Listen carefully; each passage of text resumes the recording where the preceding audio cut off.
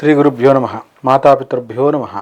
గురవే సర్వలోకానాం విషయే భవరోగిణాం హృదయే సర్వవిద్యానాం శ్రీ దక్షిణామూర్తయే నమ.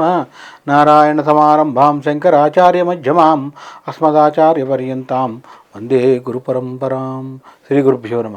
ఫిబ్రవరి మాసంలో ఫిబ్రవరి 16వ తారీఖు నుంచి మాసాంతం వరకు ఉన్న గ్రహస్థితి ఆధారంగా మేషరాశి నుంచి మీనరాశి వరకు సంబంధించినటువంటి పక్ష ఫలితాలు ఏ రకంగా ఉన్నాయో తెలుసుకుందాం. ముందుగా గ్రహస్థితులు ఏ రకంగా గ్రహగతులు ఉన్నాయో చూద్దాం. ఇక్కడ పరిశీలించుకుంటే రవి బుధులు ఇద్దరూ కూడా మరి కుంభరాశిలోనే శనితో కలిపి సంచారం చూస్తున్నాం.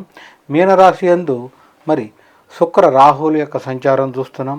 అదే సందర్భంలో వృషభ రాశిలో దేవగురువు అయినటువంటి బృహస్పతి యొక్క సంచారం చూస్తున్నాం. ఇక మిథున రాశి యందు కుజుని యొక్క సంచారం, కన్యారాశి యందు కేతు యొక్క సంచారం. ఈ యొక్క సంచార రీత్యా మేషరాశి నుంచి మీనరాశి వరకు మరి మేషాది ద్వాదశ రాశుల వారందరికీ కూడా పక్ష ఫలితాలు ఏ రకంగా ఉంటాయి, వాటికి సంబంధించి ఒకవేళ ఇబ్బందికరమైన స్థితిలో ఉంటే ఆ రాశికి సంబంధించినటువంటి ఏం చేస్తే ఇబ్బందిలోంచి బయటకు వస్తారు పరిహారం కూడా తెలుసుకుందాం. మేషరాశి వారికి సంబంధించి పరిశీలిస్తే కనుక మరి ఫిబ్రవరి మాసంలో రెండో పక్షంలో ఈ యొక్క పక్ష ఫలితాలు తెలుసుకునే ముందు వీరి యొక్క గ్రహస్థితి చూస్తే ఈ రాశి వారికి ద్వితీయమందు గురువు యొక్క సంచారం, తృతీయమందు కుజుని యొక్క సంచారం మిథునంలో, ద్వితీయమందు వృషభంలో, అదే సందర్భంలో ఆరింట కేతు యొక్క సంచారం కన్యారాశి యందు. మరి ఇక్కడ వీరికి తీసుకుంటే లాభస్థానంలో మిత్రస్థానంలో రవి బుధుల యొక్క సంచారం శనేశ్వరునితో కలిపి కుంభంలో చూస్తున్నాం.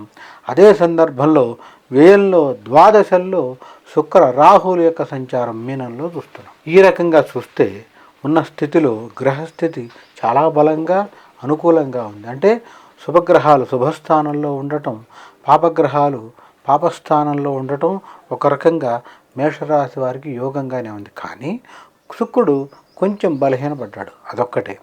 ఆ రీత్యా పరిశీలించుకుంటే మేషరాశి వారికి సంబంధించి మిత్రుల యొక్క సహకారంతో లేదా బంధువుల యొక్క సహకారంతో ప్రారంభించినటువంటి పనులు సంపూర్ణం అవుతాయి. మధ్యలో ఆగిపోయిన పనులు, ప్రారంభించినటువంటి పనులు ముందడుగు పట్టమే కాకుండా చివరి వరకు వచ్చి ఆగిపోయినవి కూడా సంపూర్ణం అయిపోతాయి.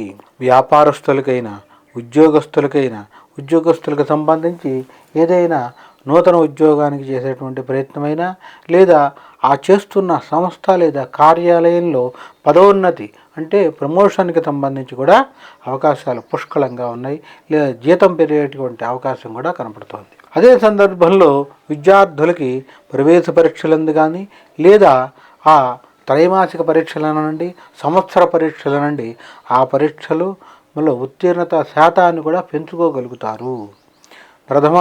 ప్రథమ శ్రేణిలోనే విద్యార్థులు ఉంటారు. ఎలాంటి ఇబ్బంది లేదు. మీకు సంబంధించి విదేశీయాన ప్రయత్నాలు ఇప్పటి నుంచి ప్రారంభించండి, ఖచ్చితంగా నెరవేరుతాయి, ఎలాంటి ఇబ్బంది లేదు. ఇది మేషరాశి వారికి సంబంధించి. ఇక్కడ ప్రధానంగా వ్యాపారస్తులకు పరిశీలించుకుంటే మరీ ముఖ్యంగా కళారంగంలో, సినీ పరిశ్రమ లేదా కళారంగం అంటాం, ఈ రంగంలో ఉన్న వారికి కొంత శుక్రుడు బలహీనత ద్వారా చిన్న చిన్న ఇబ్బందులు ఉన్నాయి. ఈ యొక్క ఇబ్బందిని తొలగించుకోవడానికి అవకాశం ఉన్న సందర్భంలో మహాలక్ష్మి అష్టోత్తరం శుక్రవారం చదువుకుంటూ ఒక శుక్రవారం అయినా 2 కేజీల బొబ్బర్లు దానం ఇచ్చేయండి. మొత్తం మీద ఇక్కడ మనం పరిశీలించుకుంటే మేషరాశి వారికి ఈ యొక్క పక్ష ఫలితాలు అన్ని రకాల బాగున్నాయనే చెప్పాలి. అంటే చాలా స్వల్పంగా దోషం ఉన్నా ఎలాంటి ఇబ్బంది లేదు.